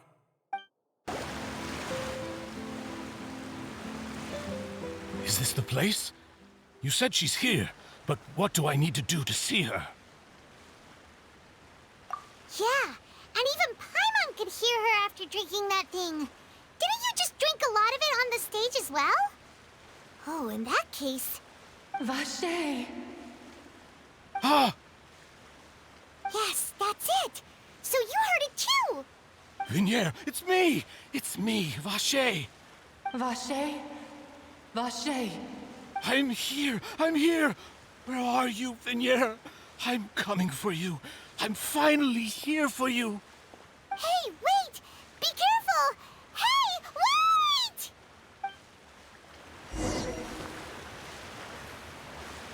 Vignier, is that you? It's me, Vache! Vignier! Vache? Why did you come? Didn't I say? You don't need to look for me. You look a lot older than I remember. How long has it been? It's been more than 20 years. I've suffered for over 20 years since the day you left. All this time, only the thought of bringing you back has kept me alive. Nothing else mattered to me. I must be dreaming. Who would have thought I'd get the chance to tell you all of my feelings like this? Vignier, you are my everything. I really don't know how I could live without you. But Vache, if you ask me, this world would be better off without you. What are you saying? If not for you, I would have finished my law degree and probably become a top-tier attorney one day. If not for you, I would have continued to pursue my love of the arts, and my works would have been displayed in the Palais Mermonia itself. If not for you, I would at least have been able to take care of my mother. And she would not have grown old and died alone, with nothing but the tears on her cheeks. It's all because of your selfishness, Vache. It's all because of you. You... Wait, you are not Vignier. Who are you? You're right. I am not Vignier. I am the sacrifices. Every woman who died by your hand, as our bodies dissolved, our consciousnesses flowed back to the primordial sea. Our thoughts circulated endlessly within the primordial sea, and we were no longer individuals. But we became one, just as streams of water come together in the sea. I'm Cressy. I'm Lemony. I'm Azine. The only one I am not is Vignier. Why? But then, where is Vignier? She doesn't want to see you anymore. Every tendril of her consciousness is avoiding you. This is what you get for your selfishness.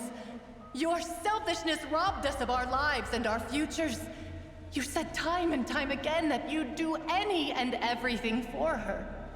But did you ever consider whether she'd want to see you do the things that you did? If she would despise you for what you became?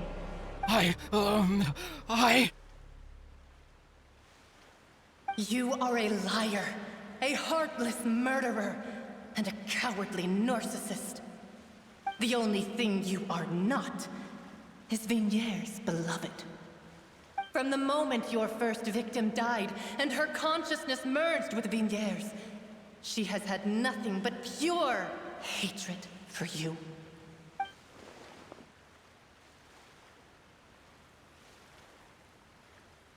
No! Yeah, she can't hate me. Let me see her, please. Have mercy.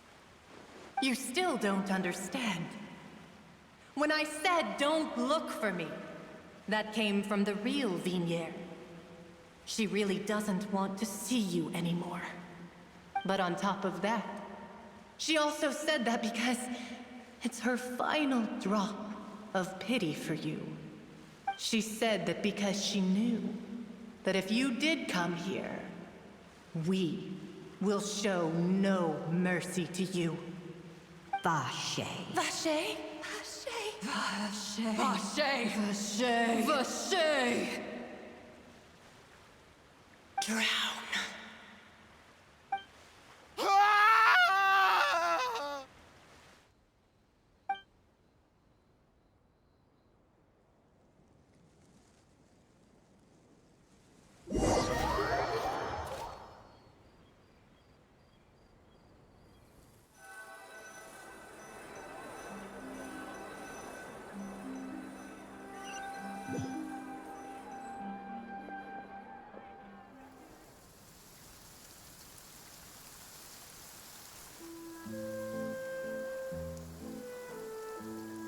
Finally, we have some time to do shopping.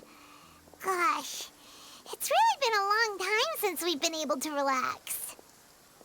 Huh. Well met, partner. I knew something great was going to happen when I woke up in such a good mood today. Even this weather can't put a damper on the demoiselle's mood. It's a pleasure to see you both again. Oh, hey, Navia! It's been a few days. Paimon's already started to miss you. Oh, now that I believe.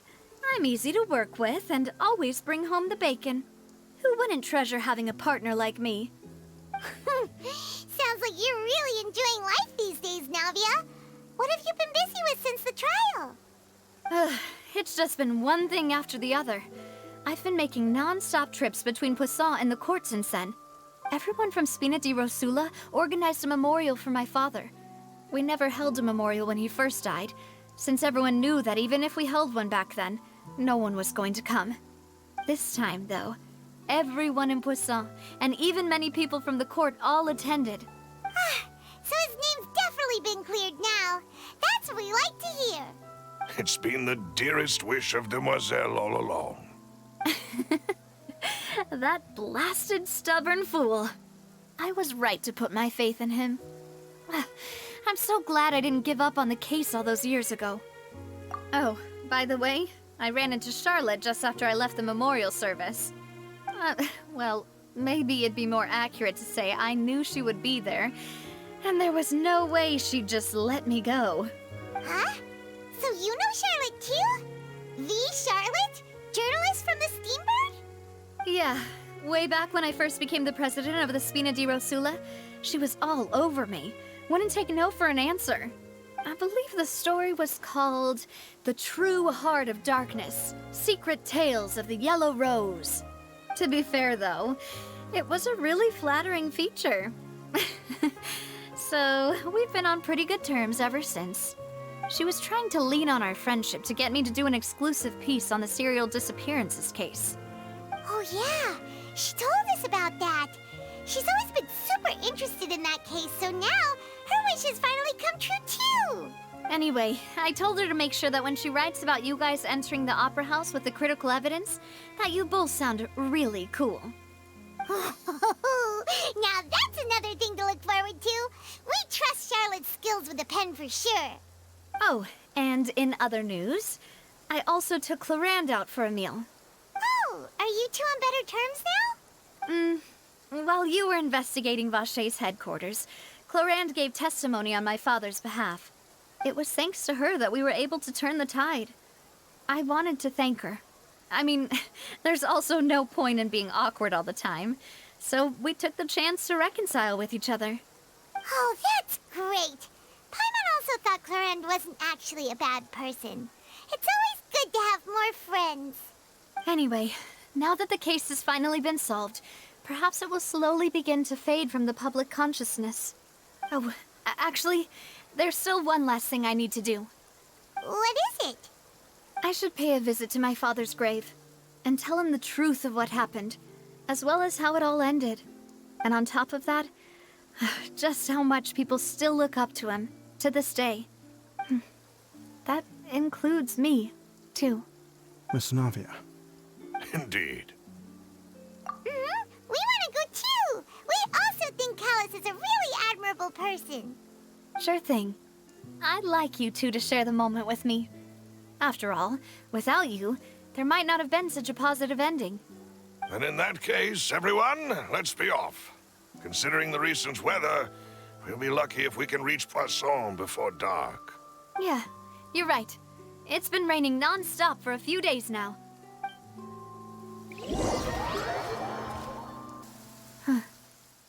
This is where my father's grave is. To be perfectly honest, even I haven't been back here for a long time. Huh? There's someone there already. Wait, that figure. It can't be... Isn't that Neuvillette? Why would the Chief Justice be here? Huh? Navia?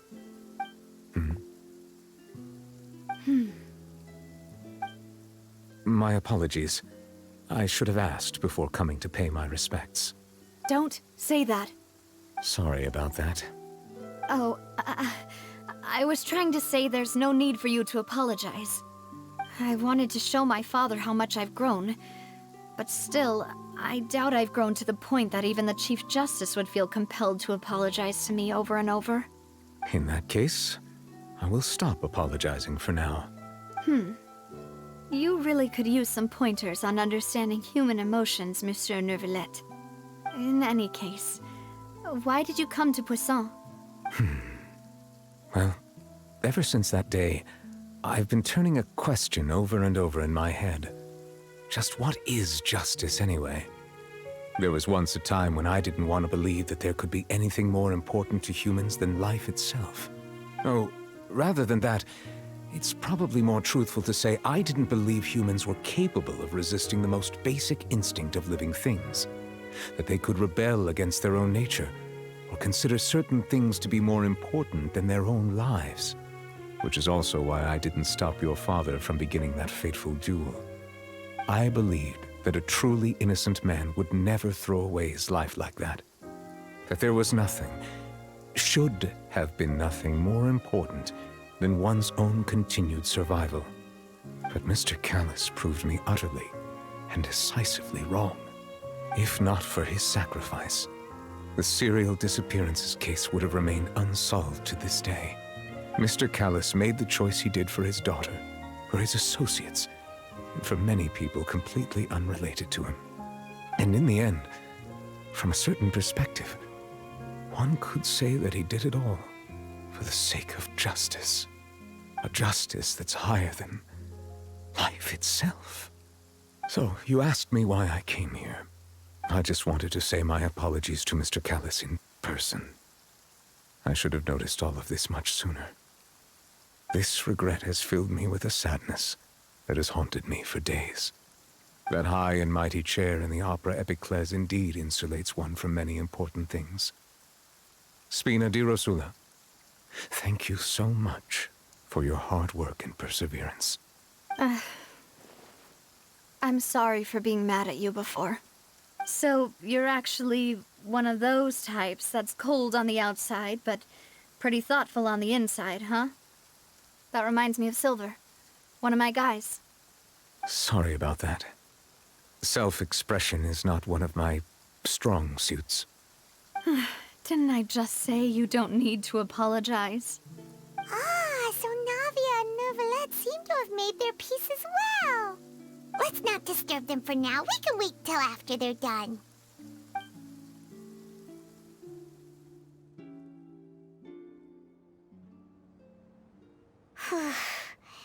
Paimon's never paid respects at someone's grave before. Did Paimon do anything rude there? Huh? Oh, Paimon didn't know that was a thing. But Paimon doesn't know what she would do if she can't fly. Oh no. Paimon hopes Miss Navia won't be too mad. Anyway, Neuvillette is still standing around there. It's not often that we can catch him alone like this, so why don't we go talk to him for a bit? If we can't talk to Lady Farina, we can at least talk to him, right?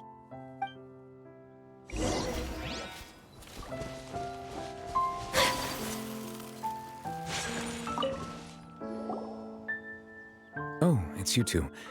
Did Miss Navia invite you to come pay your respects to her father? Mm-hmm. We ran into Navia on the streets today, so we just followed her here. I see. Then is there something that I can help you with? Well, it's pretty hard to run into you like this since you're usually super busy. So we figured we could try to ask you a few questions, if that's okay. Please feel free.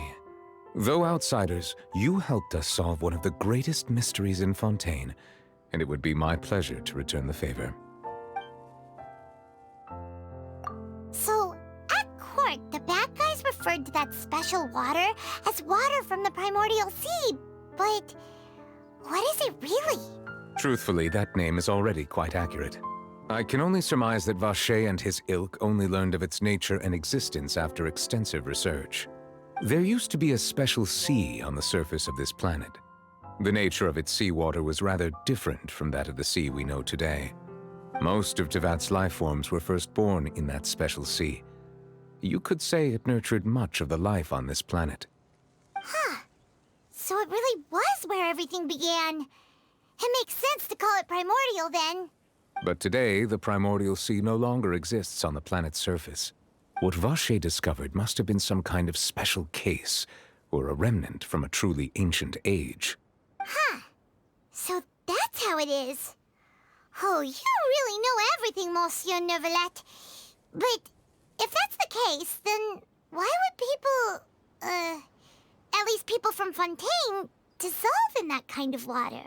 Indeed. Why would the primordial sea, which was known to engender and nurture life, suddenly reverse itself and devour life instead? To be frank, that also doesn't match my understanding of this world and its laws. There must still be some unknown secrets around the people of this land.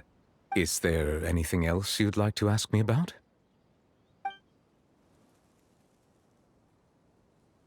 That the sea levels will rise and everyone will be dissolved in water, leaving Farina crying alone on her throne, but the sins of the people will be finally washed away for good.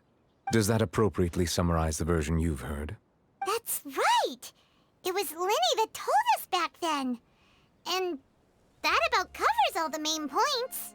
Yes, up to the present, I think we reached a point where we have no choice but to confront this prophecy directly. Rumors have it that this prophecy is rooted in the last words the former Hydro Archon left to the world before she passed away. A prophecy? Of the former Hydro Archon? Wow. This is the first time that we've ever heard of it. Two parts of the prophecy have already proven correct. The rising sea levels and the ability of the people of Fontaine to be dissolved. We should be more vigilant and stay on the watch for further signs. Speaking of the prophecy, Farina has also always taken it quite seriously. Indeed, she has been collecting information and intelligence from across Tevat for this purpose. If the rumors were true, then perhaps this prophecy is the conundrum left to Farina by her predecessor. But with Farina being the way she is, can we really trust her to solve it? Is there anything else you'd like to ask me about? My apologies. My investigation has still not reached its conclusion. However, I still believe the judgment of the Oratrice was not rendered arbitrarily. But you also said you thought he was innocent. For many years, I have been quite aware that the Oratrice does not simply mechanically repeat the verdict that I give on each case. As a divinely created mechanism, the people's unified faith in the concept of justice is integrated into it. Not only can it produce the incredible power of indemnitium, but it likely also possesses other traits, such as self-awareness. Which is all to say, I have been prepared for a situation like this for a long time. Huh. So when Lenny told us that he heard a human voice from the room where the Oratrice's core is stored... I was not aware such a thing had occurred. Perhaps that could serve to prove my conjecture. I will add that to the list of items to investigate. In any case, I am inclined to believe that the Oratrice does have a methodology all its own. We just do not have enough information. Based on Farina's reaction, I doubt even she had any idea what was going on. She managed to bluff her way through it, though, with her time-tested twin tricks of bravado and drama. While we do intend to get to the bottom of this, for now, we regret to say that the Fatui Harbinger will just have to bide his time in the fortress of Meripede. If we did incorrectly convict him of crimes he did not commit, we will most certainly compensate him to the fullest extent allowed by the law. If you ask Paimon, the only compensation he'll want is a no-holds-barred fight with you. Is there anything else you'd like to ask me about?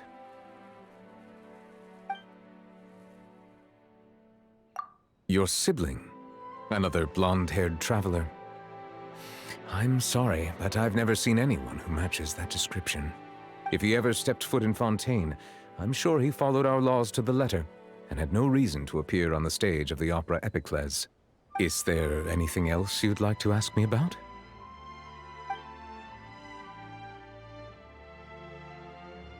Very well.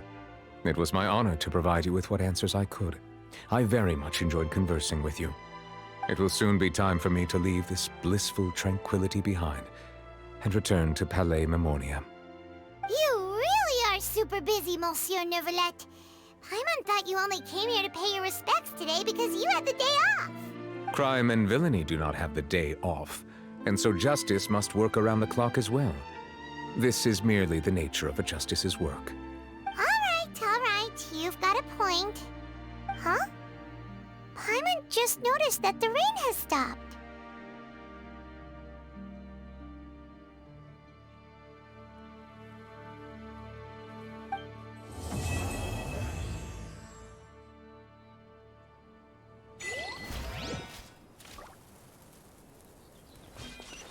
You know, we've been walking around for a while now. Why don't we go back to the Spina di Rosula base in the court of Fontaine and have a rest? Navia said something about having a place ready for us there, didn't she? Come on, let's go!